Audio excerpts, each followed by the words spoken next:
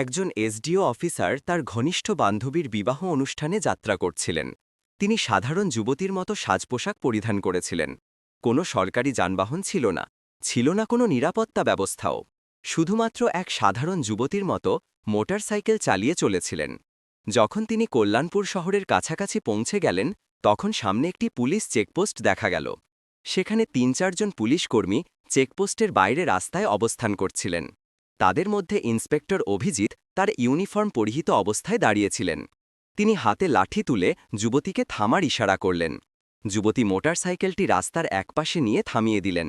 Inspector কড়া কণ্ঠে প্রশ্ন করলেন, কোথায় যাচ্ছ?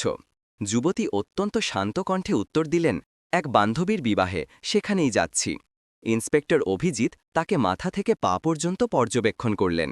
তিনি ছিলেন ২৮ বছর বয়সী এক সুন্দরী নারী। নাম ছিল অনিন্দিতা রায়।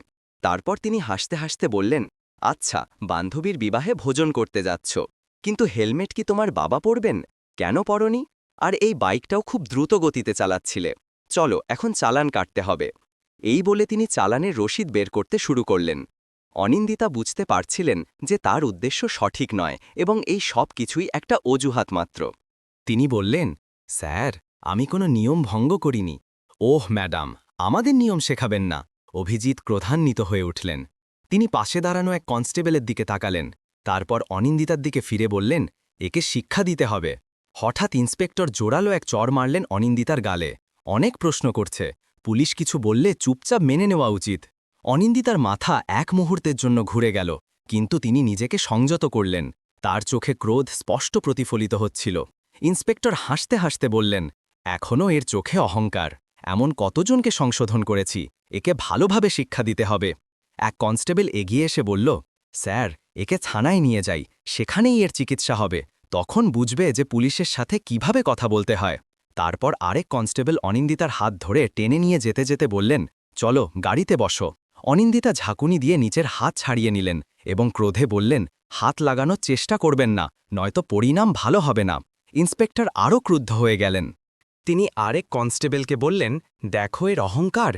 কনস্টেবল এগিয়ে গেল, অনিন্দিতার চুল ধরে তাকে টানতে শুরু করল। অনিন্দিতা ব্যথায় কাতর হয়ে উঠলেন। তবুও তিনি এখনও নিজের প্রকৃত পরিচয় প্রকাশ করেননি। তিনি দেখতে চাইছিলেন যে এই লোকেরা কতটা নিচে নামতে পারে। এরই মধ্যে এক পুলিশকর্মী ক্রোধে তার বাইকে লাঠি মারলেন এবং উচ্চস্বরে বললেন, বড় সাধু হতে এসেছেন, এখন তোকে খেলনা বানিয়ে খেলব। অনিন্দিতা রায় এখন ভালোভাবে বুঝেছিলেন যে তার সাথে কি ঘটতে চলেছে এবং এই লোকেরা কতটা নিচে নামতে পারে। ইন্সপেক্টরের চোখে ক্রোধ ভরা ছিল। তিনি জোরে চিৎকার করলেন, তোর মতো অনেক চালাক দেখেছি। পুলিশের সাথে ঝামেলা করবি? আজ মজা বোঝাবো। চলো, একে থানায় নিয়ে যাই, সেখানে বুঝতে পারবে। এই সময়েও অনিন্দিতা রায় চুপ ছিলেন। তিনি এখনও নিজের পরিচয় প্রকাশ করার কোনো চেষ্টা করেননি। তিনি দেখতে চাইছিলেন যে এই লোকেরা প্রশাসনের কতটা বদনাম করতে পারে এবং একজন সাধারণ নাগরিকের ওপর কতটা অত্যাচার চালাতে পারে। ইন্সপেক্টর অভিজিৎ এখন ক্রুদ্ধ হয়ে গিয়েছিলেন। তার সামনে এমন এক নারী দাঁড়িয়েছিলেন যার কোমল গালে চড় মারা হয়েছিল, যার চুল ধরে টানা হয়েছিল, যাকে জোর করে রাস্তায় টেনে নিয়ে যাওয়া হচ্ছিল। তবুও তিনি এক মূর্তির মতো শান্ত দাঁড়িয়েছিলেন। কোনো চিৎকার নেই, কোনো কান্না নেই। ইন্সপেক্টর অভিজিৎ ভাবছিলেন, থানায় পৌঁছলেই দেখছি এই জেদি আর অহংকারী নারীর চিকিৎসা কিভাবে করা যায়। এটা কেবল ক্রোধ ছিল না, এটা সেই ক্রোধ ছিল যা ভেতরে ভেতরে জ্বলছিল। চৌকি ইনচার্জ ইন্সপেক্টর হাসতে হাসতে বললেন, এখন এর জিভও চলতে শুরু করেছে। চলো, থানায় দেখব কত চলে এর জিভ। থানায় প্রবেশ করতেই ইন্সপেক্টর জোরে চিৎকার করে বললেন, ওই কোথায় সবাই, চা জলদি নিয়ে আয়, আজ এক বিশেষ মাল এসেছে। অনিন্দিতা রায় তখনও কিছু বললেন না, কেবল থানার দেওয়ালগুলো পর্যবেক্ষণ করতে লাগলেন। তিনি দেখছিলেন যে এই লোকেরা সেই নিরীহ মানুষদের সাথে কেমন ব্যবহার করে যারা কখনো আওয়াজ তোলে না। তখনই এক কনস্টেবল ইন্সপেক্টর অভিজিতের দিকে ঝুঁকে ফিসফিস করে বললেন, কি মামলা স্যার? ইন্সপেক্টর হেসে বললেন, হারে কিছুই না, গতি লঙ্ঘনের বা হেলমেটের অজুহাত দাও, যা মন চায় লিখে দাও, কেবল ভিতরে খুকিয়ে রাখতে হবে আর এর অহংকার ভাঙতে হবে, বেশি প্রশ্ন করো না। অনিন্দিতা সবকিছু শুনছিলেন, কিন্তু তার চোখ তখনও চুপ ছিল, যেন তিনি চাইছিলেন যে পুলিশের এই পতন তাদের নিজের মুখেই প্রকাশিত হোক। ইন্সপেক্টর চেয়ারে বসলেন, হাতে পেন নিলেন এবং টেবিলের ওপর ঘোরাতে লাগলেন। তারপর অনিন্দিতার দিকে তাকিয়ে জিজ্ঞেস করলেন, নাম কি? কোথায় থাকিস? কার মেয়ে তুই? অনিন্দিতা চুপ রইলেন। আবার ইন্সপেক্টর বললেন, শুনতে পাস না, নাম কি তোর? কিন্তু অনিন্দিতার নীরবতা তখনও পাথরের দেওয়ালের মতো অটল। তখনই ইন্সপেক্টর জোরে টেবিলের উপর হাত মারলেন, এত জোরে যে আওয়াজটা পুরো থানায় প্রতিধ্বনিত হল। তারপর ক্রোধে চিৎকার করে বললেন, শুনতে পাস না, নাম বল জলদি। অনিন্দিতা মুখ ঘুরিয়ে শান্ত কণ্ঠে উত্তর দিলেন, জি, সুমিতা শর্মা। ইন্সপেক্টর তার মুখের দিকে দেখে হাসতে হাসতে বললেন, ওহ, খুব চালাক মেয়ে তুই। মিথ্যে বলতে তোর বেশ অভিজ্ঞতা আছে। কিন্তু মনে রাখিস, বেশি চালাকি করলে অনেক দাম দিতে হয়। একটাও ভুল করলে পচতানোর সুযোগও পাবি না। তারপর অনিন্দিতা রায়কে জোর করে সেই পচা হাজতে ঢুকিয়ে দেওয়া হলো, যেখানে আগে থেকেই দুজন বন্দী ছিল। তাদের মধ্যে একজন বন্দী অনিন্দিতার দিকে দেখতে দেখতে জিজ্ঞেস করলেন, বোন, তুই কি অপরাধ করেছিস? অনিন্দিতা হালকা হাসলেন, কিন্তু কিছু বললেন না। এখন তিনি কেবল দেখছিলেন এই পুরো সিস্টেমটা কতটা পচে গেছে। যদি একজন এসডিওকে বিনা কারণে ভিতরে ঢুকিয়ে দেওয়া যায়, তাহলে সাধারণ মানুষের অবস্থা তো ভাবাও কঠিন। এখন তিনি সেই কোণে বসেছিলেন, সবকিছু দেখছিলেন, শুনছিলেন এবং প্রতিটি আচরণকে বুঝতে পারছিলেন। ওদিকে ইন্সপেক্টর অভিজিৎ একটি মিথ্যা রিপোর্ট তৈরি করছিলেন। তিনি আদেশ দিলেন, এর ওপর চুরি আর ব্ল্যাকমেইলিংয়ের মামলা ঠুকে দাও, এবং ফাইলে হাত মেরে বললেন, চলো জলদি। এক কনস্টেবল দ্বিধা নিয়ে জিজ্ঞেস করলেন, কিন্তু স্যার, প্রমাণ ছাড়া? অভিজিৎ হাসতে হাসতে বললেন, এই থানায় প্রমাণ আনা হয় না, তৈরি করা হয়। কিছুক্ষণ পরে এক কনস্টেবল হাজতের ভিতরে এলেন এবং অনিন্দিতার কাঁধে জোরে হাত মারলেন। তখনই ইন্সপেক্টর অভিজিৎ হাত তুলেছিলেন। তখনই দরজায় একটি ভারী কড়া আওয়াজ প্রতিধ্বনিত হল, থামো। সবাই ঘুরে দরজার দিকে তাকাতে লাগলেন। সেখানে সিনিয়র ইন্সপেক্টর রাহুল গুপ্তা দাঁড়িয়েছিলেন। তার ভাবমূর্তি বাকি অফিসারদের চেয়ে কিছুটা ভালো বলে মনে করা হতো। তিনি ভিতরে উঁকি দিলেন এবং নারীর অবস্থা দেখে তার কপালে ভাঁজ পড়ল। তিনি কড়া কণ্ঠে জিজ্ঞেস করলেন, এসব কি হচ্ছে এখানে? অভিজিৎ হাসতে হাসতে বললেন, কিছু না স্যার, একটা রাস্তার নারী বেশি বাড়াবাড়ি দেখাচ্ছিল, শিক্ষা দিচ্ছি। রাহুল অনিন্দিতাকে মনোযোগ দিয়ে দেখলেন। তার আচরণ কোনো সাধারণ নারীর মতো মনে হচ্ছিল না। তিনি জিজ্ঞেস করলেন, এর অপরাধ কি? অভিজিৎ কিছুটা ঘাবড়ে গেলেন এবং বললেন, আরে স্যার, চেকিংয়ের সময় অভদ্রতা করছিল। এখন রাহুলের সন্দেহ হতে লাগল। তিনি সরাসরি অনিন্দিতাকে জিজ্ঞেস করলেন, তোমার নাম কি? অনিন্দিতা তখনও চুপ রইলেন। অভিজিৎ হাসতে হাসতে বললেন, দেখুন স্যার, নামও বলছে না। এখন রাহুল পুরোপুরি সতর্ক হয়ে গেলেন। তিনি কড়া আদেশ দিলেন, একে অন্য হাজতে একা রাখো। অভিজিৎ চমকে গেলেন, কিন্তু স্যার। রাহুল কঠোরভাবে বললেন, আমি নিজেই এর কাছে থাকব। তার আদেশে অনিন্দিতাকে আর একটি আলাদা হাজতে নিয়ে গিয়ে বন্ধ করা হল। সেই হাজতটি আগেরটির চেয়েও বেশি দুর্গন্ধযুক্ত এবং অন্ধকার ছিল। অনিন্দিতা চারদিকে চোখ বলালেন। এক কোণে একটি ভাঙা টেবিল পড়েছিল, আর পাশেই একটি মোর্চে ধরা লোহার রড। এখন তিনি এই পচাগলা সিস্টেমের আসল চেহারা আরও কাছ থেকে দেখছিলেন। প্রতিটি মুহূর্ত তার চোখ এইটা বুঝতে পারছিল যে আইন এখন কেবল ফাইল পর্যন্ত সীমাবদ্ধ রয়ে গেছে। এরই মধ্যে এক কনস্টেবল দৌড়ে এলো এবং বলল, স্যার, বাইরে একটি বড় গাড়ি দাঁড়িয়ে আছে। অভিজিৎ চমকে গেলেন, জিজ্ঞেস করলেন, কোন গাড়ি? কনস্টেবল ঘাবড়ে গিয়ে বললেন, স্যার, সরকারি গাড়ি। অভিজিৎ সঙ্গে সঙ্গে বাইরে গেলেন। গাড়ির ভিতরে উঁকি দিতেই তার হুঁশ উড়ে গেল। তিনি দৌড়ে ফিরে এলেন এবং নিচু গলায় বললেন, স্যার। অভিজিৎ বিরক্ত হয়ে বললেন, কি হলো, কে এসেছে? কনস্টেবল কাঁপতে কাঁপতে বললেন, স্যার, কমিশনার সাহেব এসেছেন। অভিজিতের মুখ ফ্যাকাশে হয়ে গেল। সিনিয়র ইন্সপেক্টর রাহুল গুপ্তাও সতর্ক হয়ে গেলেন। এখন বিষয়টি সরাসরি ওপরে পৌঁছে গিয়েছিল। কমিশনার সাহেব থানায় প্রবেশ করলেন। তার চোখে ক্রোধ স্পষ্ট দেখা যাচ্ছিল। তিনি অভিজিতের দিকে দেখে কড়া কণ্ঠে জিজ্ঞেস করলেন, ইন্সপেক্টর অভিজিৎ, এই কি তামাশা চলছে এখানে? অভিজিৎ ঘাবড়ে গেলেন এবং বললেন, কিছু না স্যার, একটা ছোট মামলা, ব্যাস। কমিশনার সাহেব টেবিল থেকে ফাইলটি তুললেন এবং মনোযোগ দিয়ে পড়তে লাগলেন। তার কপালে ভাঁজ পড়ল। তারপর তিনি হাজতের দিকে উঁকি দিলেন এবং বললেন, এ কে? অভিজিৎ সঙ্গে সঙ্গে বললেন, স্যার, এই নারীর ওপর 420 এবং প্রতারণার মামলা আছে।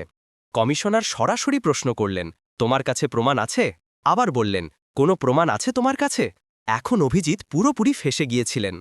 কমিশনার সাহেব সরাসরি নারীর দিকে তাকালেন এবং জিজ্ঞেস করলেন, তোমার নাম কি? আর তখনই প্রথমবারের মতো অনিন্দিতা রায় হালকা হাসলেন এবং বললেন, এসডিও অনিন্দিতা রায়। থানায় একদম নিস্তব্ধতা নেমে এলো। প্রতিটি মুখ ফ্যাকাশে হয়ে গেল। অভিজিতের হাত পা কাঁপতে লাগল। বাকি সব কনস্টেবল অবাক হয়ে একে অপরের দিকে দেখতে লাগলেন। অভিজিতের পায়ের নিচ থেকে মাটি সরে গেল। যে নারীকে তিনি একজন সামান্য অপরাধী ভাবছিলেন, তিনি সেই আধিকারিক যিনি পুরো জেলার প্রশাসনিক ব্যবস্থা সামলান। তিনি কোনো সাধারণ নারী ছিলেন না, তিনি ছিলেন স্বয়ং এসডিও অনিন্দিতা রায়। যে নারীকে রাস্তায় টেনে নিয়ে যাওয়া হয়েছিল, যার চুল টানা হয়েছিল, যাকে চড় মারা হয়েছিল, যখন এই সত্যিটা সবার সামনে এলো, পুরো থানায় হুলস্থুল পড়ে গেল। সমস্ত কনস্টেবল স্তম্ভিত হয়ে গেলেন। কমিশনার সাহেব তীব্র ক্রোধে ভরা দৃষ্টিতে ইন্সপেক্টর অভিজিতের দিকে দেখলেন এবং গর্জন করে বললেন, অভিজিৎ, তোর এত সাহস কি করে হলো যে তুই একজন সিনিয়র অফিসারের ওপর মিথ্যা অভিযোগ লাগানোর সাহস করলি? অভিজিৎ কিছু বলার চেষ্টা করছিলেন, তখনই পাশে দাঁড়ানো সিনিয়র ইন্সপেক্টর রাহুল গুপ্তা জোরে বললেন, স্যার, আমি আগেই বলেছিলাম যে এখানে কিছু না কিছু গণ্ডগোল আছে। এখন অভিজিৎ পুরোপুরি একা হয়ে গিয়েছিলেন। তখনই প্রথমবারের মতো অনিন্দিতা রায় নিজের শান্ত কিন্তু দৃঢ় আওয়াজে সরাসরি রায় শোনালেন, অভিজিৎ, এবার তোর চাকরি গেল, তোর সাসপেনশন নিশ্চিত এবং তোর বিরুদ্ধে এবার মামলাও চলবে। এটা শুনে অভিজিতের মুখ যেন সাদা হয়ে গেল, তার শ্বাস আটকে গেল। বাকি পুলিশ কর্মীরাও তার দিক থেকে চোখ সরাতে লাগলেন। রাহুল গুপ্তা সঙ্গে সঙ্গে আদেশ দিলেন, হাওলাদার সাহেব, একে ধরো আর লকআপে ঢুকিয়ে দাও। গুপ্তা সঙ্গে সঙ্গে আদেশ দিলেন, হাওলাদার সাহেব, একে ধরো আর লকআপে ঢুকিয়ে দাও। কিন্তু তখনই অভিজিৎ নিজের পকেট থেকে একটি মোড়ানো কাগজ বের করলেন এবং হাসতে হাসতে বললেন, দাঁড়ান ম্যাডাম, এটা আগে দেখুন, তারপর যা করার করবেন। তিনি কাগজটা এগিয়ে দিলেন। কমিশনার এবং অনিন্দিতা দুজনের চোখ একসাথেই সেদিকে গেল। অভিজিৎ বললেন, এই নিন আমার ট্রান্সফার অর্ডার। 3 দিন আগেই আমার বদলি হয়ে গেছে। এখন আপনি যতই রাগ করুন না কেন, আমাকে চাকরি থেকে বের করতে পারবেন না। পুরো থানায় আবার একবার নিস্তব্ধতা নেমে এলো। অনিন্দিতা কাগজটা হাতে নিলেন এবং মনোযোগ দিয়ে পড়লেন। কমিশনার রাহুল গুপ্তার দিকে তীক্ষ্ণ দৃষ্টিতে তাকিয়ে বললেন, যাও, দেখো এই কাগজটা আসল নাকি শুধুই দেখানোর জন্য। রাহুল কম্পিউটার রেকর্ড ঘেটে দেখলেন এবং তারপর মাথা তুলে বললেন, স্যার, এটা আসল, কিন্তু এখনও ইনি নতুন ইন্সপেক্টরকে চার্জ দেননি, অর্থাৎ এখনও পর্যন্ত এখানকার আধিকারিক ইন্সপেক্টর ইনি, এবং সব কুকর্ম এর কার্যকালেই হয়েছে। এখন একে কেউ বাঁচাতে পারবে না। অনিন্দিতা রায় অভিজিতের চোখে চোখ রেখে বললেন, এবার তোর নতুন ঠিকানা সেখানেই হবে যেখানে তুই অন্যদের ঢালতিস। কমিশনারও মাথা নেড়ে তার কথায় নিজের সিলমোহর দিলেন। যেই দুজন কনস্টেবল তাকে ধরতে এগিয়ে গেলেন, অভিজিৎ আবার চালবাজি করলেন এবং জোরে বললেন, দাঁড়ান ম্যাডাম, ম্যাডাম, আমি একা নই। আপনার কি মনে হয় যে সব দোষ শুধু আমার? তারপর তিনি থানার বাকি পুলিশকর্মীদের দিকে ইঙ্গিত করে বললেন, এরা সবাই আমার সাথে ছিল, ওপর পর্যন্ত সবাই জড়িত। এতটা বলতেই কিছু পুলিশকর্মীর মুখের রং উড়ে গেল। সিনিয়র ইন্সপেক্টর রাহুল গুপ্তা পরিস্থিতি বুঝে এক এক করে সবার দিকে সন্দেহের চোখে দেখতে লাগলেন। অনিন্দিতা রায় শান্ত কিন্তু দৃঢ় স্বরে কমিশনারের দিকে দেখতে দেখতে বললেন, এবার এই পুরো থানাকে পরিষ্কার করতে হবে, কেউ বাঁচবে না। কমিশনারও মাথা নেড়ে বললেন, যা হুকুম ম্যাডাম, এবার এক এক করে সবার হিসেব নেওয়া হবে। এই কথা মুখ থেকে বেরোতেই থানার ভিতরে বিদ্যুৎ চমকের মতো পরিস্থিতি হল। থানার বাইরে কিছু সাংবাদিক আগে থেকেই দাঁড়িয়েছিলেন। তাদের আগে থেকেই সন্দেহ ছিল যে থানার ভিতরে কোনো বড় দুর্নীতি চলছে। যেই তারা খবর পেলেন যে পুরো থানাকে লাইনে দাঁড় করানো হয়েছে, তারা সঙ্গে সঙ্গে মোবাইল থেকে ব্রেকিং নিউজ ভাইরাল করা শুরু করে দিলেন। ঠিক সেই সময় একটি চকচকে গাড়ি থানার সামনে এসে থামল, দরজা খুলল এবং স্বয়ং এসপি সাহেব বাইরে এলেন। চারদিকে চোখ বোলালেন, সবার মুখে আতঙ্কের ছাপ। থানার সব অফিসার একপাশে চুপচাপ দাঁড়িয়েছিলেন।